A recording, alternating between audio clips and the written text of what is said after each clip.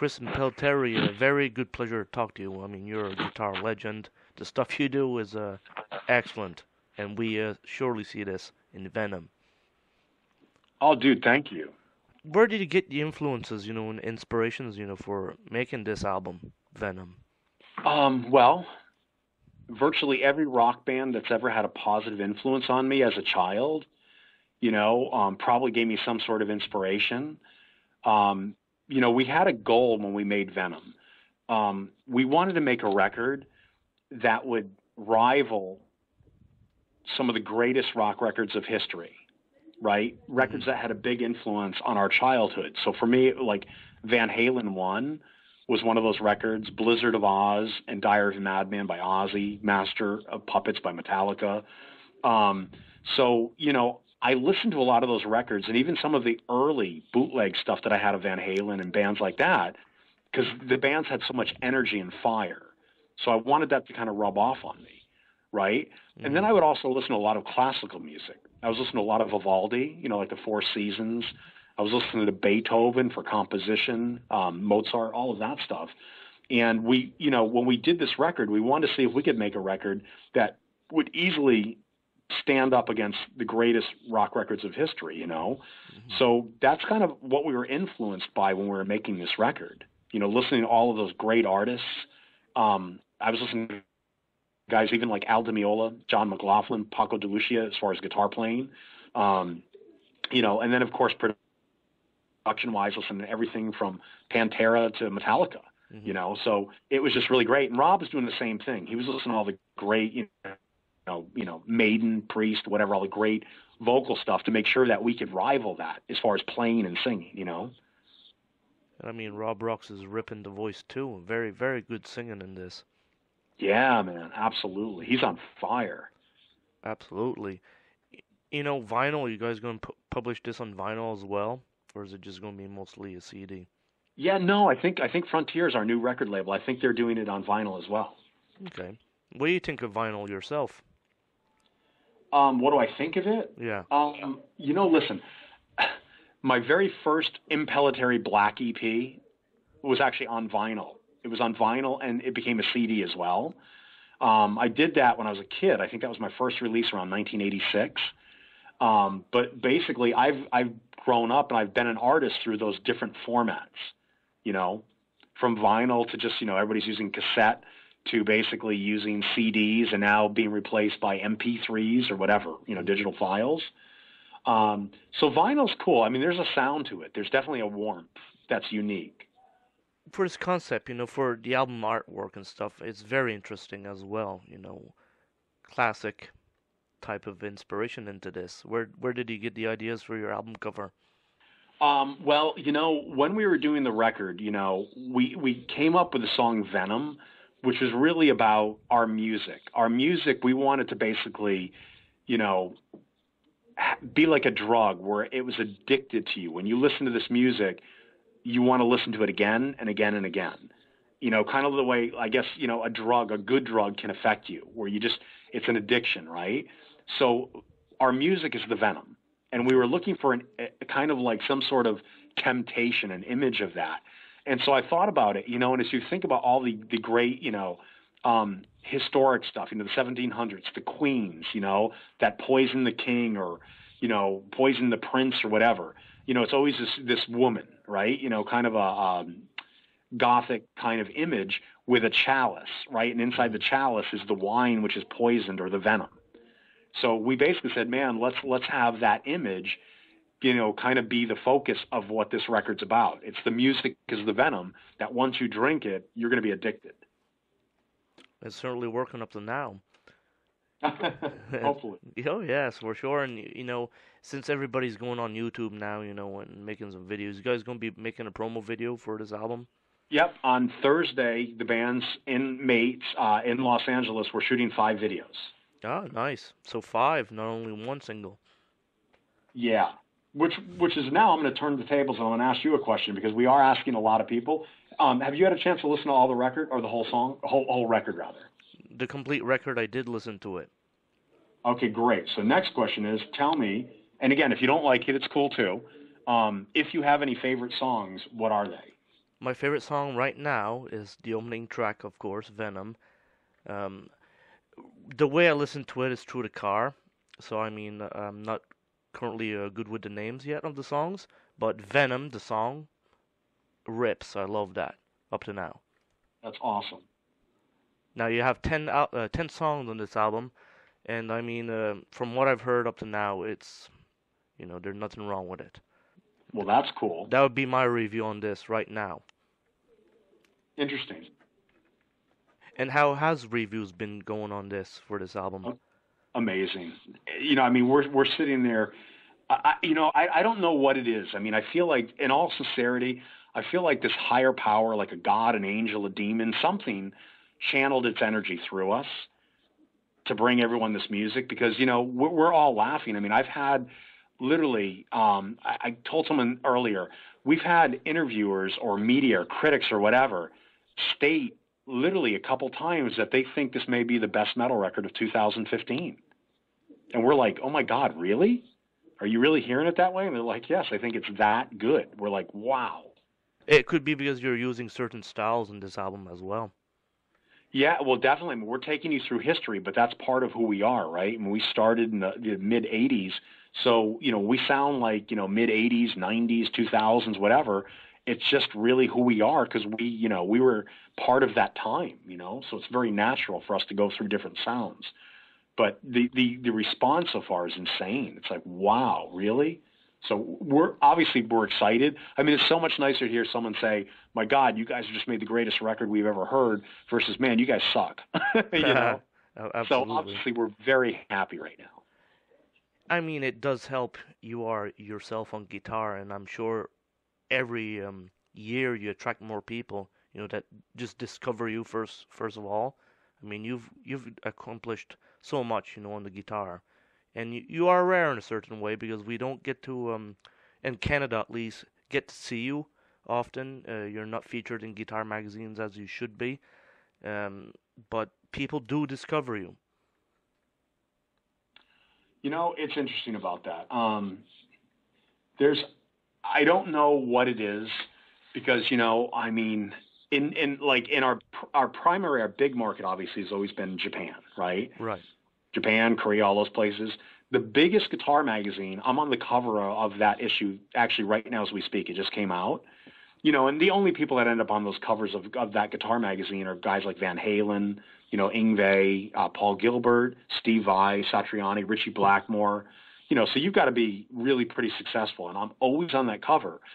In, U.S. and Europe, I don't know what it is. I think that there's like a clique, a good old boys club that for some reason I don't know if they have hatred towards me because a lot of times when I read interviews with them, a lot of times they'll sit there and they'll call me like an Yngwie clone or some crap. And I'm like, really? I'm like, dude, I like Yngwie very much, but I don't think I sound anything like him, and it's not like he hasn't been an influence at some point in my life. He has, but so hasn't Paul Gilbert, and so hasn't Al Di Meola and John McLaughlin, Paco de Lucia, Eddie Van Halen, Randy Rhoads, and the list goes on, and for some reason I always get passed off on that, but yet it's funny. I have all these guitar players, a lot of times, even guitar players that have won, Guitar World Readers polls will sit there and go, dude, you're such an influence on me. And I always chuckle, I laugh, I'm like, well, that's great. Maybe you should tell those guys that, Yeah. So, listen, it's just, I can't, break down their wall. I mean, I'm basically a musician's musician, a player for the people, I mean, if the magazines want to start to promote me, I hope they do, but if they don't, that's okay too. You already know about me, so. And it could be, you show so much love for the music, and we can see it in your playing. I mean, at least that's how I see it. And I mean, I really appreciate your playing and everything you do. That's awesome, dude. I appreciate that. I mean, listen, we're really fortunate as a band to do this. What people don't realize is, a lot of people, whether they love us or they hate us, most people at some point have probably heard of us, right? They probably can't even say Impellitteri. I know I struggle, you know what I mean? But the reality is Impellitteri, is a band that a lot of people know about, and it's growing, and it doesn't seem to stop, which is it's a good thing for us. It's really exciting. And, the only thing we can do, the only thing we have control over is how much effort we put into writing music, practicing, mastering our instruments and our singing and all of that stuff. That's stuff we can control. So every time we make a record, we can push ourselves to the limits, and hopefully we make better music. And, listen, there's nothing worse than listening to a record that, after the first or second song, the music starts to suck. People know our music, and what I'm hearing from a lot of, media and critics, they're all saying the one thing that they hear about Impellitteri that they really seem to truly like and appreciate is that our music stands the test of time. The songs, they grow on you, they get better and better. Impellitteri as well, is a great name, but when you look at it, the people just say, "What is that?" Oh, it's a name for a guy called Chris. It could be. Yeah, but it's interesting. It's been a two-sided sword or double-edged sword having the name Impellitteri. It was never my intent to call the band Impellitteri. I only did it originally is because, I was trying to keep a band together, and I was poor when I first started the band, had no money.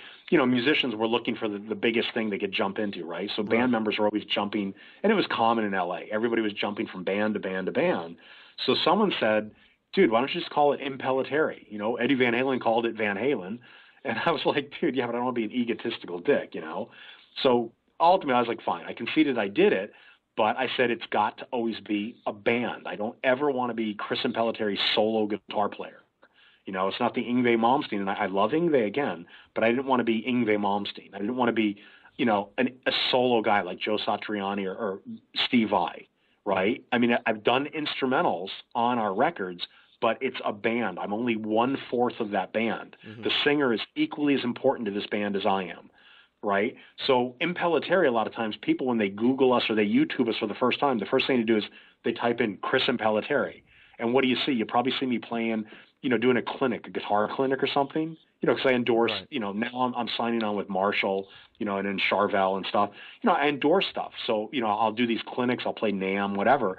And they immediately think that's the band. I'm like, dude, no, take out Chris, just YouTube the name Impellitteri, and then all of a sudden you'll see footage of us in arenas, and now you see the band. Mm. So it's always confusing when people are first discovering us, right? Because they don't know, is this a solo guy like an Yngwie, or is it a band like Metallica or Pantera or whatever else? And the answer is, it's a band. A very good point. And Chris, with your guitar collection, how big is it now?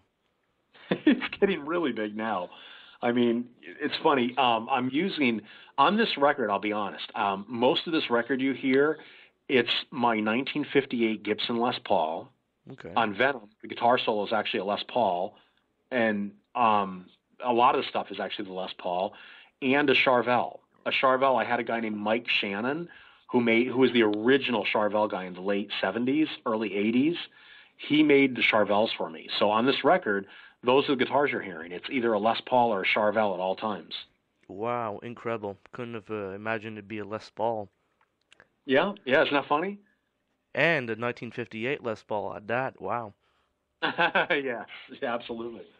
For amps and stuff, how you doing on that?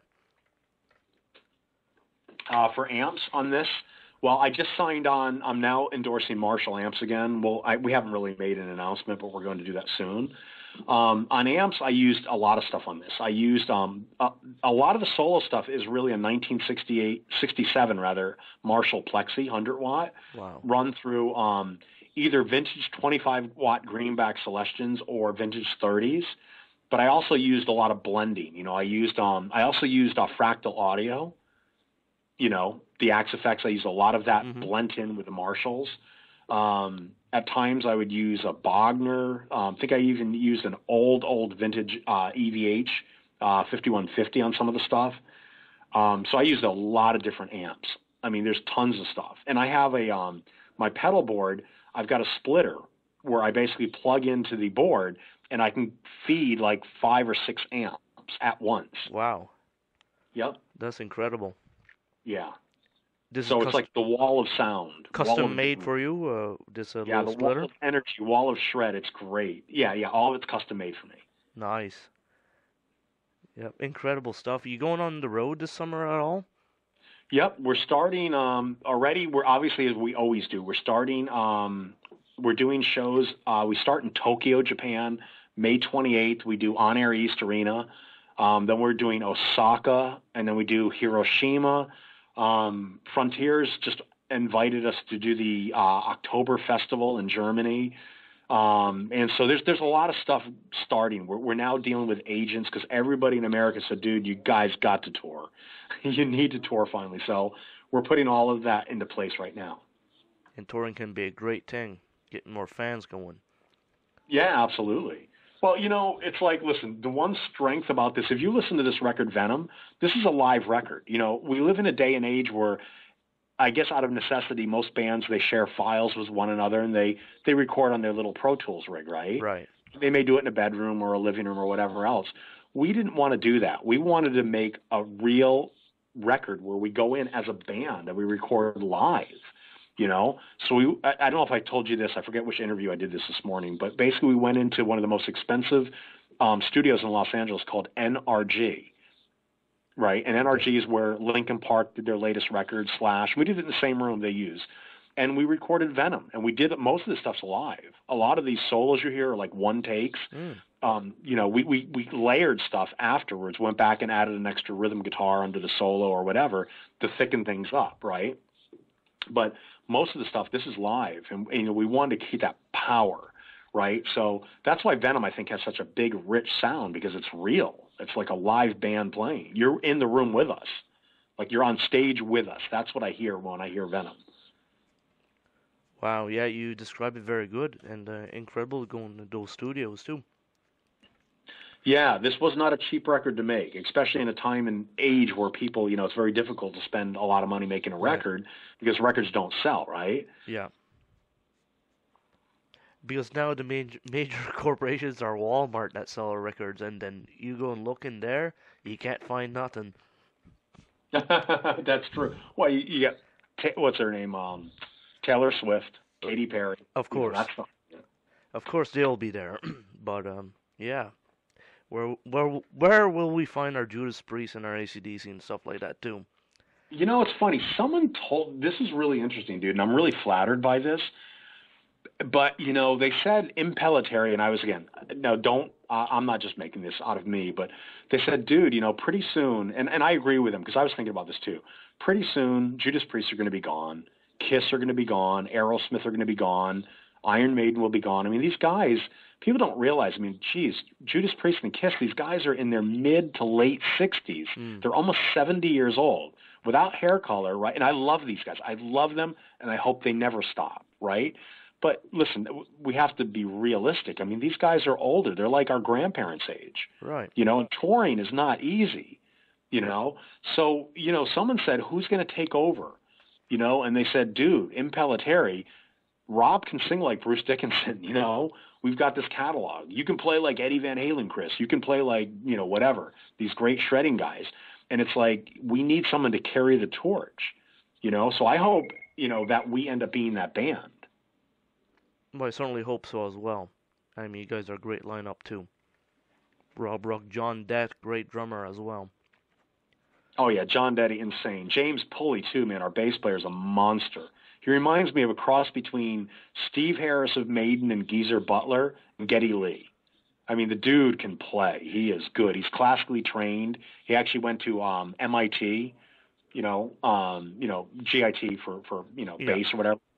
And the dude is just great, does not get enough credit. He's amazing. Listen to the song Face the Enemy on Venom. Okay. Face the Enemy. Listen to his fretless, his bass work on that thing.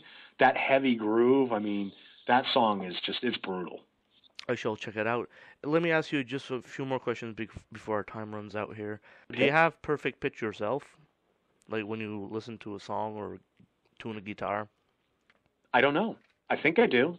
But of course, if I'm hearing it incorrectly, I wouldn't know because I hear it the same way each time.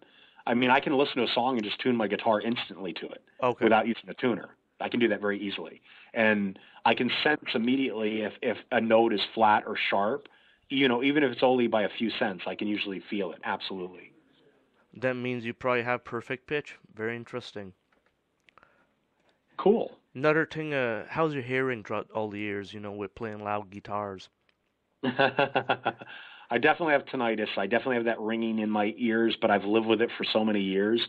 I'm one of the few guitar players that, I have truly run my Marshalls on stage wide open, and they're 100-watt heads, and when you're running them wide open, they are loud.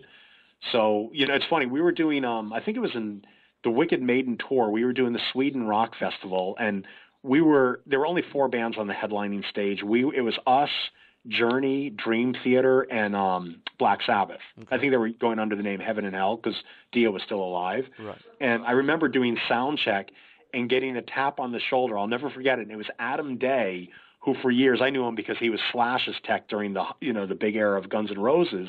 But, he's now working for Neil Schon of Journey. Okay. And he comes up and he goes, "Chris, I forgot how fucking loud you are." He just smiled, gave me a hug, whatever. But it was funny. Because I realized, it's like after, and I hadn't seen him in like 10 years. It's funny, he walks up to me, he was, getting Neil's gear ready, right? And, I'm just, all my amps are wide open, blasting, because I like it. It has a great feel when you're on stage and you can feel the guitar, you can feel the speakers, you can feel the energy. When I'm shredding, playing a million notes, not only do I hear it, but I can feel it. So I can sense, great, am I tracking, am I perfectly in time? Is every note accurate and perfect? And so feeling that vibration is really important to me. And as a guitar player, let's say you're doing a solo, improvise it, let's just say.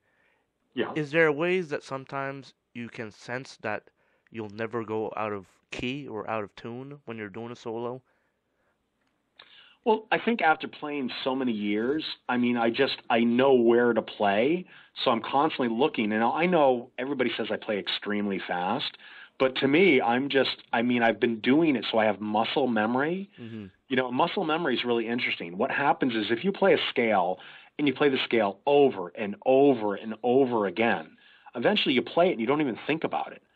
I've been on stage playing a really fast solo and something technical and thinking about something like, oh man, I remember the last time I was here, I remember this girl or I remember, this event that happened in history. And then I'll finish the solo and go, whoa, what the hell was I thinking about? I just did the whole solo perfectly, and I was daydreaming. And that's muscle memory. You've done it so many times, your hands naturally just do it. So Chris Impellitteri, very good pleasure talking to you finally in our lives, and I wish you so much luck and success with this product, Venom. Excellent. Well, dude, hey, listen, thank you. And it was really fun to speak with you. You have great questions. Well, thank you very much. All the luck and success, and have great interviews, and hopefully we talk again in the future. Yeah, absolutely, man. Facebook me, let's connect, let's stay in touch. Absolutely. So you keep up the great work. Dude, thank you again, man. Greatly appreciate it. Very good inspiration for a lot of people. Well, I greatly appreciate it. I'm humbled. Absolutely. So you have a good one, and talk to you later. Okay, bye-bye. Thank you.